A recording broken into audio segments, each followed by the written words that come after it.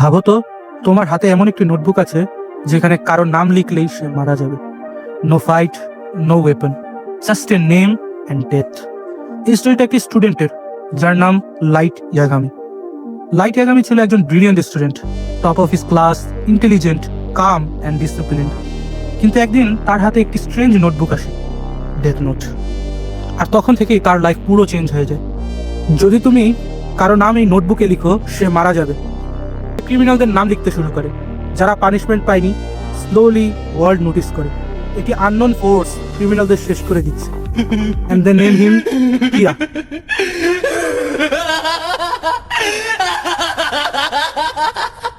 Light শুরুতে ভেবেছিল সে জাস্টিস আনছে, বাট স্লোলি সে গিল্ট ফিল করা বন্ধ করে দেয়। ইমোশন কমে যায়। And here the scary part, notebook শুধু মানুষকে মারেনি, it also killed its humanity.